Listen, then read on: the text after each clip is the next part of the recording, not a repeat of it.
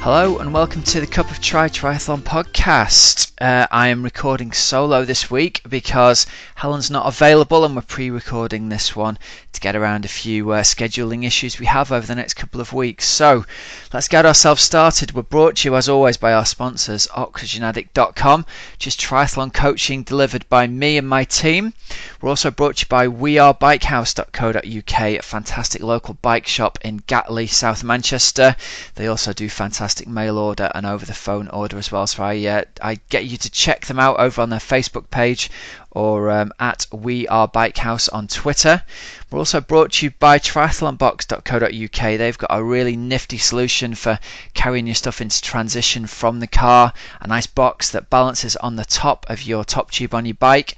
It's lockable. You can keep your stuff in transition so it stays dry and you don't get wet shoes and all of that stuff while you're out riding. So if anyone raced at Slateman, you'll know the weather was not pleasant while you were out riding. If you'd had yourself a triathlon box, you'd have found your shoes nice and dry at the end of that ride. So let's move on to today's issue. Because we're recording early, I obviously haven't got any of the news and results from this week. I know we'll have had 70.3 Staffordshire, we'll have had the Leeds ITU race, so what we're going to do is we'll bring you all those results in a big mega issue that we'll release next week. So in preparation for not being able to record this one on a usual schedule, we've got a great interview lined up here with a young lady who you'll remember from about 15 weeks ago. We interviewed her. The wonderful Lucy Charles. Now, Lucy very recently had a brilliant race over Ironman Lanzarote. It was her first pro race and she managed to really step it up and end up in third place on the podium. She's only 22 years old, and what was notable was that she was leading the race all through the swim and all through the bike and only just got caught in T2. What else was noticeable was that she swam with the lead men male pro pack, and as you'll discover, there was a little bit of banter going on there. Lucy could have possibly been first out of the water of everyone, including the men. So she really is a super talent. She's only young still, and I was a bit concerned when I saw that she'd gone pro so early. I've got to admit, I thought, maybe she's bitten off a bit more than she can chew here, but she definitely proved that she's got it. She stepped up, and with a podium position in a race as big as Ironman Lanzarote, she's really put herself on the map with that podium and with the amazing swim that she's got as well. So yeah, without further ado, I'm going to hand you over now to our today's interview with Lucy Charles. Lucy Charles, welcome back onto the Cup of Triathlon podcast. It's great to have you back on, and I'm sure nobody's missed out on the news of you over the recent few weeks, especially our listeners, because we were pretty much raving about you and your performance at Lanzarote. So how you doing? You okay? Yeah, it's great to be back on. It seems like it's been ages since I was last on Cup of Tri, so it's fantastic to be back, and I'm feeling great.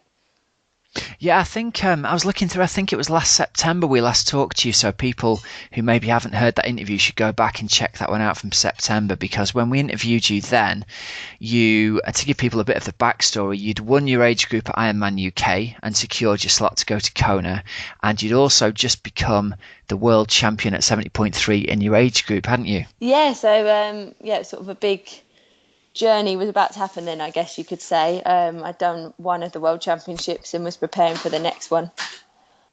And I'm going to pick you up on this actually, because I remember we talked at the time and I said to you, so what's next then, man? You've got to be thinking about going pro. And you were going, oh, no, I've got a big learning curve ahead of me yet. And I was like, oh, you're very sensible, And look what's happened. I know.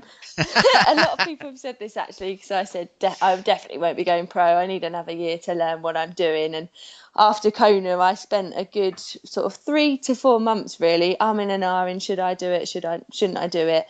And then eventually came to the decision that I was going to do it, and I just was going to go for it.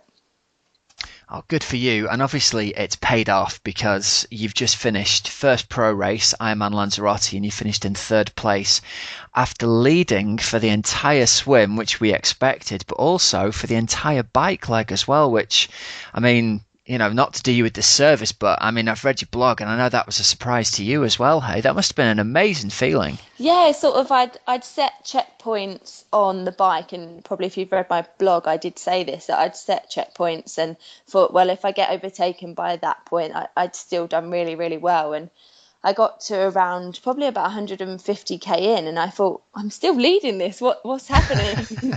And so yeah, it was a big surprise to me as well. That's awesome. So let's go back. Let's wind it back and talk about, obviously, we've got to go through the kind of the swim part of the day because again, for people who've not heard the previous interview, you're an extremely good swimmer. You were on the borderline of making the Olympics in the open water swim, so that is your absolute strength. But something I think people perhaps don't realize is just quite how good of a swimmer you are compared to other people. So we'll come around again to this full circle, but to put it in context, were you 2.5 minutes faster than the fastest pro female swim in Kona when you did that last year? Is that about the right amount of time? Yes, yeah, it was around that mark back in Kona. Yeah. So 2.5 minutes up on someone like Jodie Swallow. So to put that in context, that's probably 250 meters, something like that, ahead of Jodie Swallow, who's led the pro pack out. So you're a seriously decent swimmer. And even compared to the male pros, you're a seriously decent swimmer. Now, on your blog, did they give you a different coloured swim hat to kind of mark you out amongst the female pros? Yeah, so all the female pros were in green caps, but I had a red cap, partly so the film crew knew to see that that was me up with the male pros. But also, I think it might have helped the male pros out to know, actually, yeah, that's Lucy who's going to be up with you. Give them something to aim for with the sharp elbows and the slaps around the back of the head, as it turned out, right? Yeah, it was pretty rough out there. They didn't go easy on me, although I've heard that after the race that quite a lot of the male pros were surprised how happy I was to swim that close to them.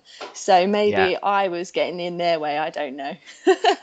That's good, mate. You were giving it back. I mean, you don't mix it with an ex-international open water swimmer and come out of it not sore. So you swam with the lead male pack, and I saw some stuff in the website since stuff leading up to the race. I'm not sure how much of it was clever journalism, but were you winding up Jan Frodeno and telling him you were going to beat him out of the water? I might have put my foot in it a little bit in a few of the interviews, saying that I That's brilliant. I planned on beating him out of the water, and a lot of your listeners know Joe Skipper. He had a little bit of a bet with me that I might be able to do it, and he'd give me £10 if I did. So I thought it was obviously worth it. So yeah. Is that like an official sponsorship from Skipper then, like a Swim Prime? Yeah, so we had that bit of banter before the race, and a few people I think had got back to Jan and said, no, like she means business, like she probably could beat you out of the water.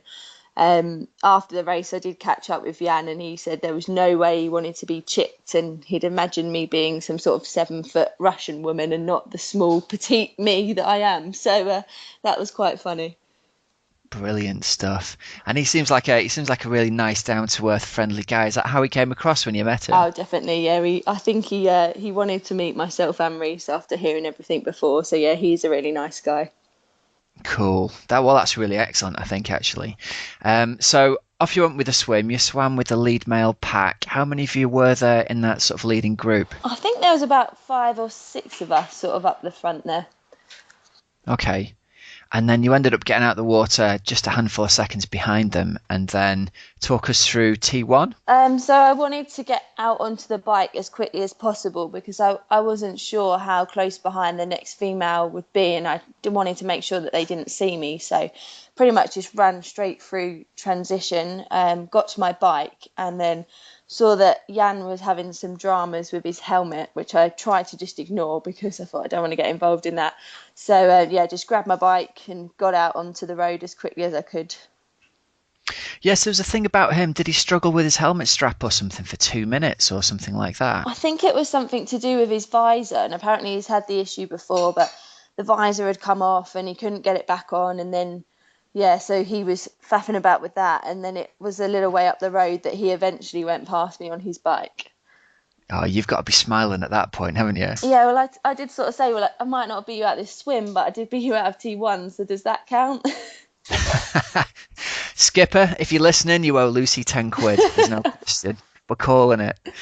So how did you find the bike course out in Lanzarote then? I mean, if people haven't been out there, it's iconic, isn't it? The landscape out there is like nothing else anywhere on earth, I don't think. How did you find the experience of biking there? Well, I've done a fair amount of training out there before, so I knew what I'd led myself into, really. I knew it was going to be a tough day out on the bike. There's a hell of a lot of climbing. It is fairly hot, and the only way I could describe it is it's a little bit like Kona, but without the humidity and throw in a few more hills. That's how I would describe it, really. Yeah, it was a super windy day as well, wasn't it? Yeah, it was fairly windy. Sort of, it definitely does test your biking ability out in the wind there. Yeah, yeah, sure. And so overall, in the end, then you ended up coming in still leading the race when you got to the end of the bike leg. And who was it who caught you just as you were going into T2? So it was actually the lady that went on to win the race, Tyne Holst. She came in sort of right behind me into T2, and then we sort of went out onto the run together, really. And what were your thoughts at that point then, sort of heading out onto your first professional Ironman in the lead?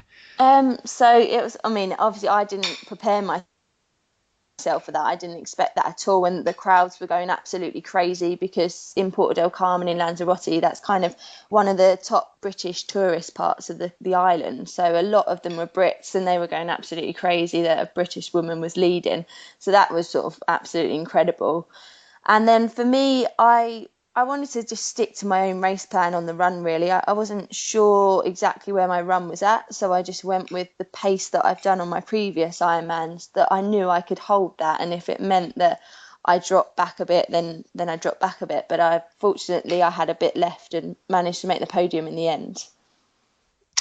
And it sounds like there was a little bit of changing of position as well along the way. You had some actual proper racing, didn't you, in that rather than, I mean, it sounds like you kept a really cool head and you decided you were going to run your own race, but you got past somebody else. And I imagine this video, when it comes out, is going to make some quite entertaining watching.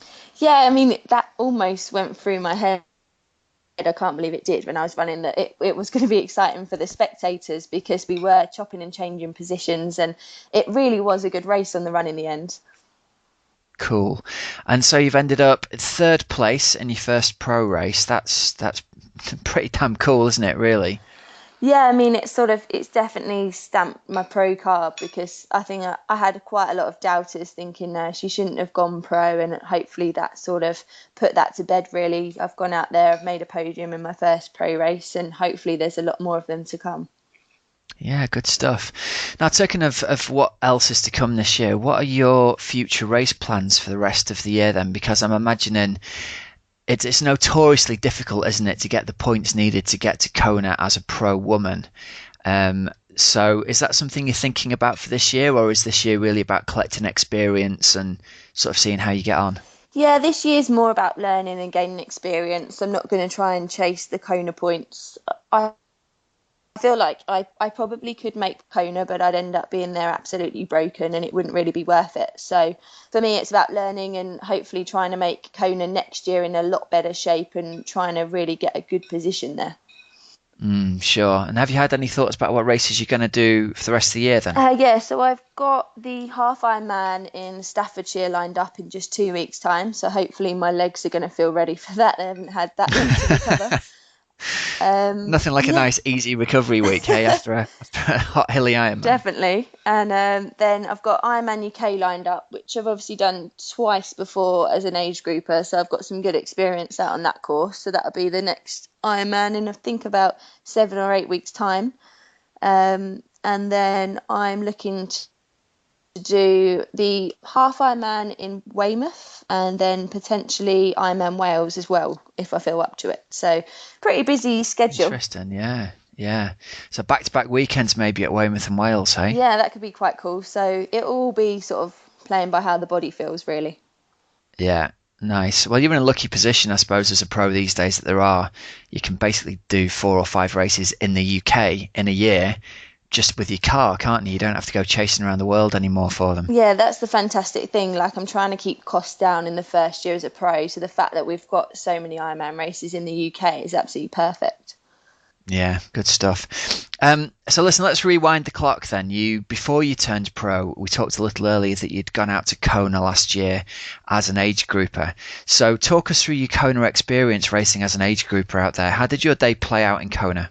So Kona itself was just absolutely incredible. I'd obviously had the 70.3 worlds that I'd won, and secretly I wanted to go out to Kona and do the same thing, but I didn't know how much that would be possible.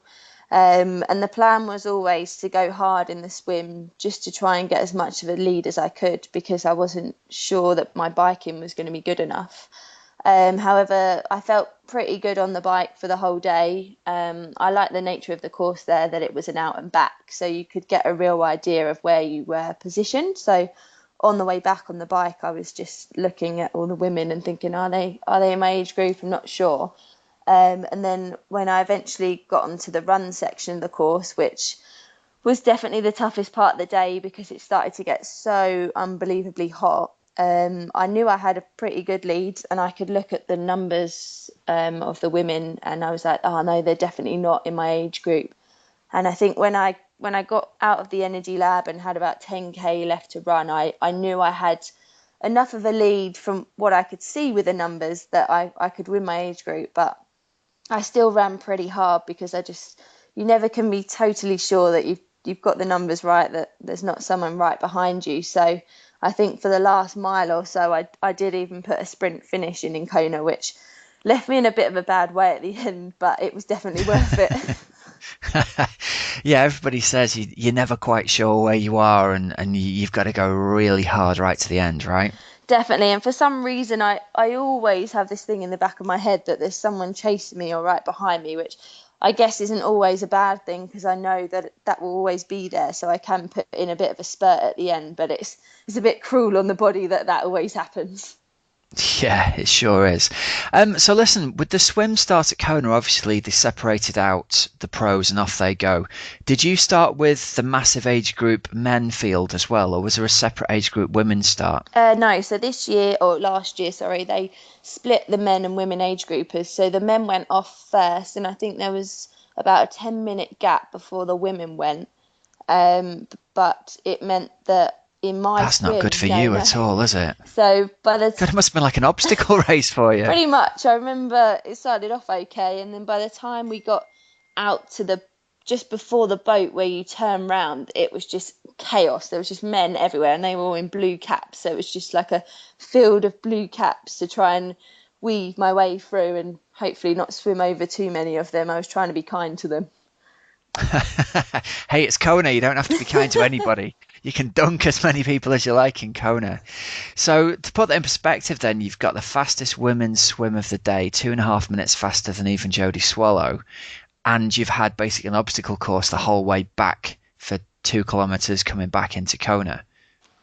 Yeah, so not the easiest swim to do. So, how far off the swim record were you in the end, the women's swim record? So I believe the swim record is something ridiculous, like 48 minutes. So I've still got a bit of work to put in to try and get that, although that definitely will be a future aim. Mm. And I suppose so much of it depends on the tide and the current and where the boat's positioned on that day. And sometimes it can be notoriously long, can't it, the swim at Kona?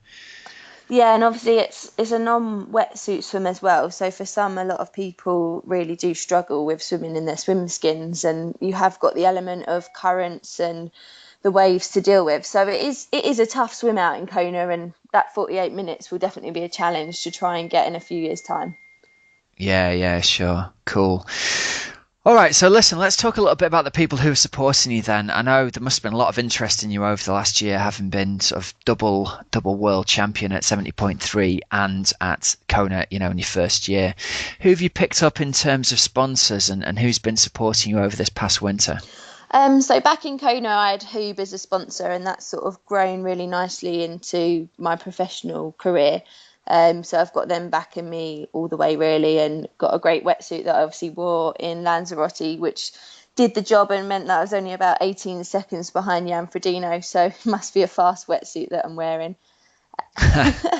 And then, so Boardman Bikes have sponsored me for the year, which again meant that I had a nice fast bike for Lanzarote. Certainly got me through the bike course in one piece and fast because I managed to come off the bike first, which I never ever expected. So That's fantastic. Love the bike. And So a teammate of Skipper on the old Boardman bikes as well, hey? Hence the aggro from him. yeah. He's always going on about how fast he thinks his Boardman is. He's always going on about the fact he thinks it's got to be the fastest bike in the world, Rob. It seems like everyone who's sponsored by them is really passionate about it. You know, they get on the bikes and go, this is a really good piece of equipment. You never get the sense that anyone who's sponsored by them is just kind of talking them up because they've got a free bike and next year they'll move on to the next brand. Oh yeah, definitely. I mean, and they've kind of done a whole rebranding of all of their bikes as well. So they're nice new colours and everything like that. So not only do they look fast, they actually are fast. So yeah, I'm absolutely chuffed to be on that and really enjoyed riding that, even for 180 kilometres.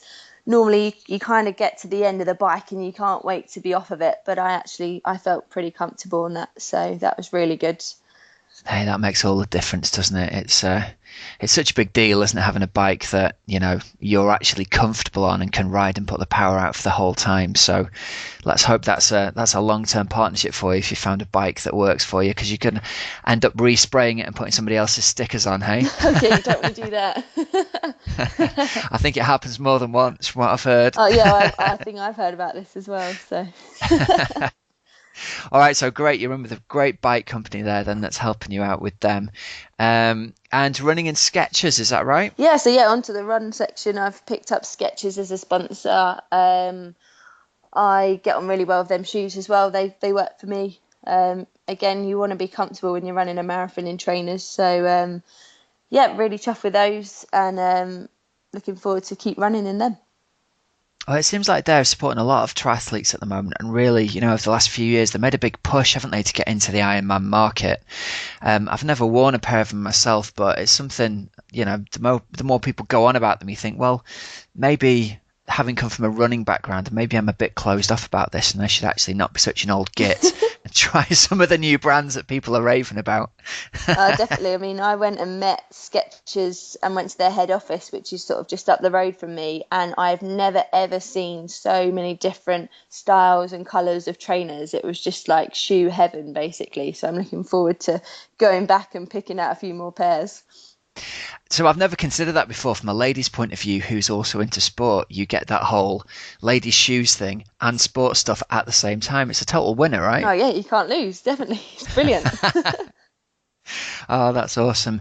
And now then, your fiance Reese is now your coach. Do you want to talk a little bit about your coaching and your personal training business and that kind of stuff? Yeah, so obviously Reese took on the role of my coach sort of towards the end of March, really. And we do both run a personal training business, which every year gets to January and kind of goes a bit crazy because everyone's on this whole fitness New Year thing. So we were quite busy, and it got to the point where we needed it to be between us where the coach was. So Reese obviously knows how busy I am, what my schedule is like, and can really work my training around it, as well as seeing actually, yep, she's really, really tired today. We need to adapt this session. So we've got a really, really good relationship there, and it works absolutely perfectly. Good stuff. Cool. Right, so what's next for you then in terms of, you know, you've recovered from your race, hopefully you're heading out to Staffordshire. What would be a really good result for you there? Have you seen who you're racing? So I know the likes of Lucy Gossage, who's a really good friend of mine. I'll be up against her this time. So if I can end up on the podium with the likes of her, that would be absolutely amazing. Oh, that'd be a great race, you against Lucy. Yeah, obviously I know I'll get a fairly decent lead on the swim. Obviously it's only a half Ironman, so it won't be the same as Lanzarote, but she's a fantastically strong biker. So to try and hold her off on the bike is going to be a good challenge, but I think it's going to be a really exciting race. Yeah, and you're definitely going to have the chance to race somebody on the run there, aren't you? It could be the difference between you coming down to the run, so that'd be great to watch. Yeah, definitely. I think if anyone can get up to Staffordshire, it'll be a great race to go and watch. Cool stuff. Will you tell us a little bit about your training? Because obviously over the winter you've made, it's obvious to us, another step up in your performance from already being extremely strong and being the best in the world in your age group. What have you done over the winter that you'd say has benefited you the most? So I'd say, I mean, we had a fairly shocking winter in the UK. It was absolutely horrible weather. So I didn't get out on the road as much as I would have liked to, which meant that I had to do a lot of quality sessions inside on the turbo. And some of them were probably not as long as I would have planned to do before, but they were just a lot more intense, which kind of goes against what a lot of people might say for Ironman training. But I found that that's really, really worked for me. And my biking has definitely stepped up since Kona. And I'm now looking forward to actually getting out on the UK roads with a bit of sunshine, which will make a nice change. So, yeah, I've just really, really worked hard on the bike, and it's definitely That's paid off. great to hear, actually, because I'm always preaching on this show the idea of working really hard on the turbo trainer in the winter, kind of trying to raise your threshold as much as you can, and then as the weather gets nicer, you can do the longer stuff outdoors, or even take the chance to do the longer stuff during the winter if you get a nice day. But you absolutely can do all the hard work during the winter and improve your biking for Ironman racing at the very least in 70.3, can't you? Oh, definitely. I definitely agree with that. Yeah, awesome. And in terms of swim volume, obviously you'd have come from a background of swimming the kind of distances that would frighten a horse, right? What were you swimming when you were on the GB squad? What was your weekly swim volume like? So we'd do anywhere between sort of 80 and 100,000 meters a week. That's 80 to 100,000 meters, people. So yeah, pretty ridiculous. I don't do anywhere near as much as that now, thank God. So that's about 20k a day, isn't it? 5 days a week. Yeah, so we pretty much would swim Monday through to Sunday. We wouldn't really get a day off. Most days would be twice a day, and then we'd have to fit gym work in around that as well. Wow. So yeah, there's some serious engine been built there over the years. And how's that backed off then? Now you're a triathlete and obviously you're biking and running a lot as well. How much are you swimming at the moment and how does that change going into a race? So a pretty good week for me would be about 20,000 meters. And that's probably the most I would do, purely because I've just needed to work on the bike and the run so much more and try and just sustain my swim where it is. I don't think it's likely to get much faster than it is. So, and then leading into a race, I don't really drop the swim mileage. I more tend to drop the bike and run down and then just keep the swim nice and easy because I know that I'm not going to get an injury from swimming. So you're always pretty safe to do that leading into a race. Okay, so you're swimming what, 3-4 times a week, something like that, are you? Yeah, sort of 4 would be the maximum amount I'd swim a week. Okay. And let's try and leverage your expertise here a little bit. Obviously, as probably the best female triathlete swimmer in the world. Obviously, we get loads of questions from age groupers about how they can improve their swim. And I know you've got a history going back to when you were a kid of coaching people at swimming. What are a couple of tips you could give to people who are listening of how to improve their swim and the basic things for people to work on when they're getting into the sport and they can already swim front crawl a bit, but they've got no kind of power or speed in the pool. How would you help them out?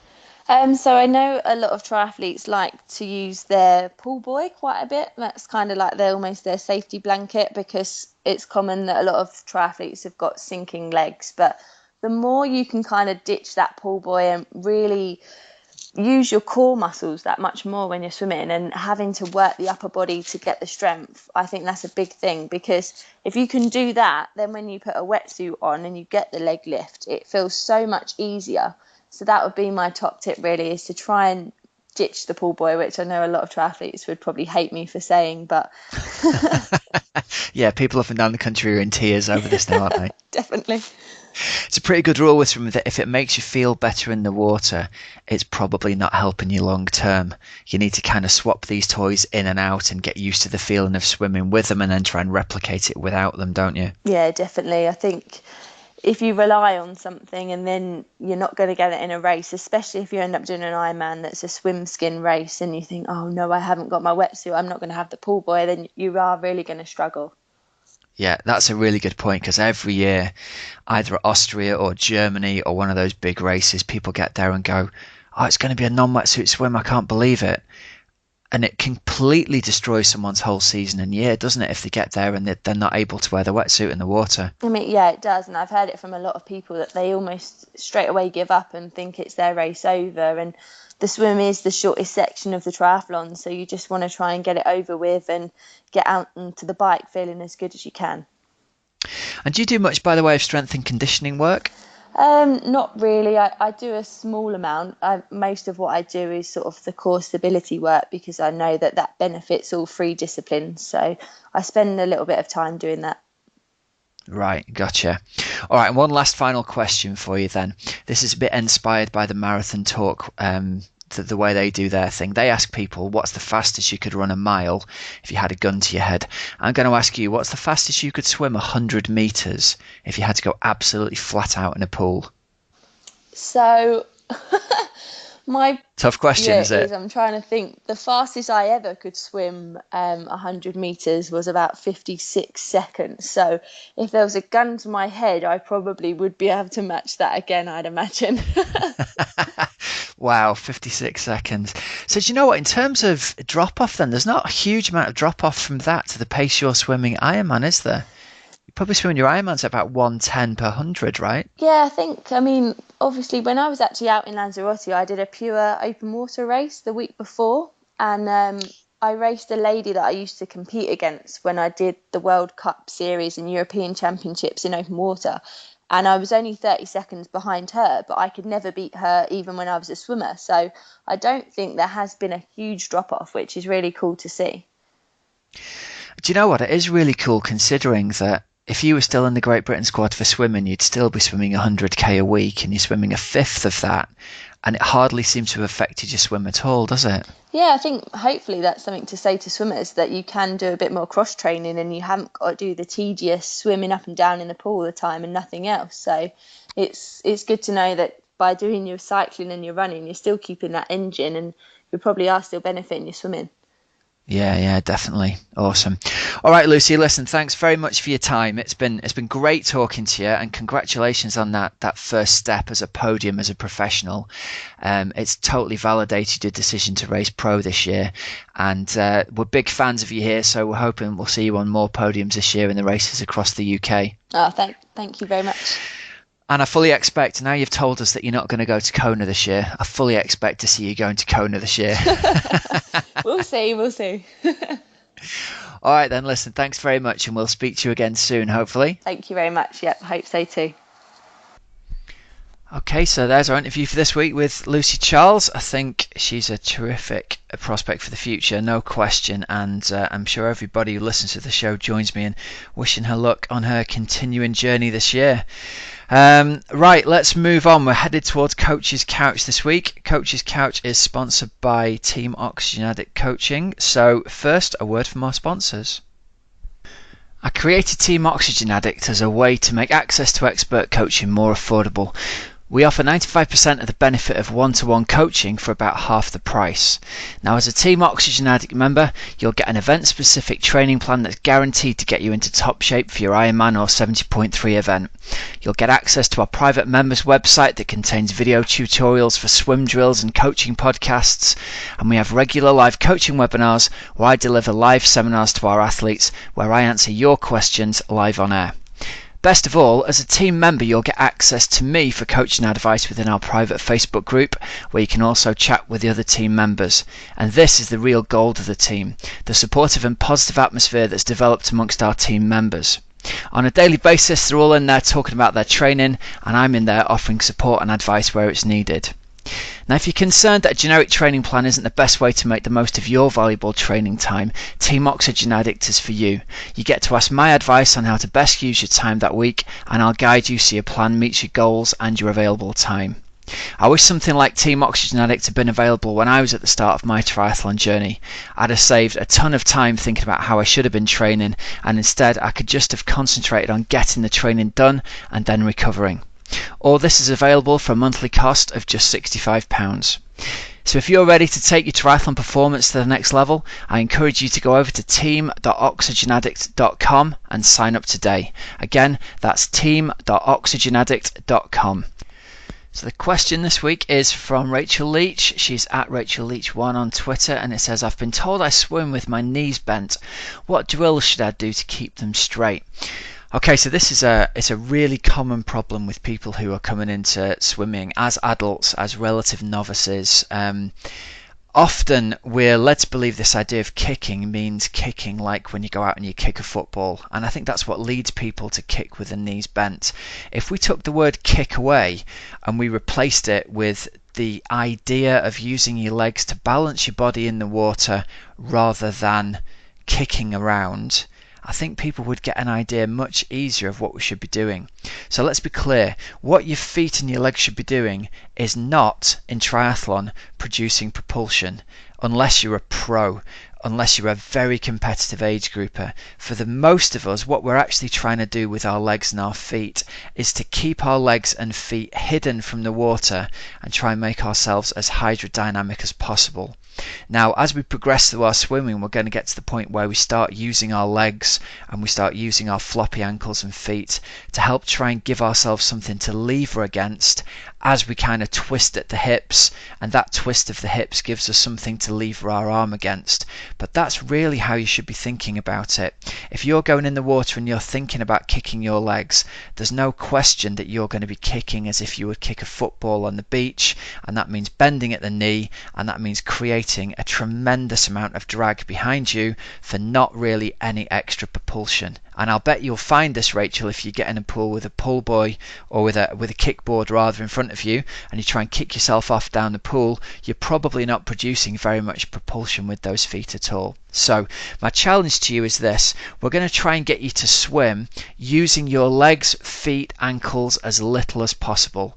The first key concept I want you to get is that your ankles want to be as floppy as they can be, and if you imagine flopping your ankle around so your foot goes all floppy and floopy at the end of your leg, that's really what we're looking for. That floppy ankle is going to allow you to use your foot a little bit like a flipper, and that's going to provide a little bit of anchorage for you to twist your hips against as you pull with one of your arms, and that's really what these legs are all about. But the key thing in the early days is that we want you to try and keep those legs effectively as close together as you can as you're swimming, so they're not producing drag like a parachute, and we want those ankles nice and floppy. Now, a real good tip that Coach Hamish Shaw gave me to help me improve my swimming, and particularly I was really suffering with these kind of sticky out feet and legs that splayed as I breathed. He said, and it's a genius piece of advice, imagine that you've got a £10 note clenched between your buttocks as you're swimming. And so as you clench those buttocks together, what that does is it means it's really hard to bend your legs at the knee. If you engage those glutes and those buttocks as you're swimming, it all of a sudden is going to give you a feel for what your legs should not be doing. So if you can engage those glutes there, it means that your whole leg is going to act like one long straight lever with a floppy foot at the end of it that's going to give you that little bit of anchorage for your hip twist to snap against.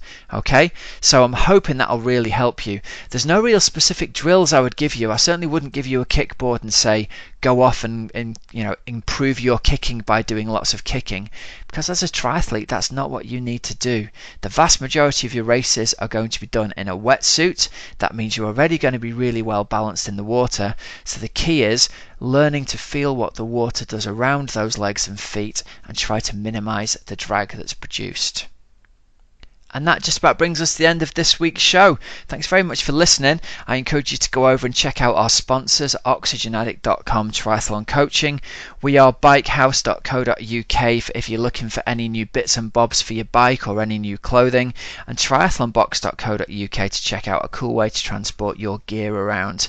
And once again, I just want to take time out to thank the patrons of the show. If you've signed up to be a patron, we really appreciate it. You can pledge £2, £5 or £10 a month to support the running of the show, and every little helps. We really appreciate those of you who've done that, and we've got a lot of your photographs and names up on the website on our patrons page as it is. If you go over and check it out, if you're one of our patrons and you don't see your photo there, it means I haven't got your photo. So if you could email that through, I'll get you up on the wall of fame. And if you're not a patron yet but think you can stretch to supporting the show, Helen Helen and I would both really appreciate it. Alright, I hope everyone has a great, safe training and racing week. We'll be back with the usual schedule next week when we'll have an interview with Carl Alexander, the winner of the recent Half Outlaw. Thanks everyone.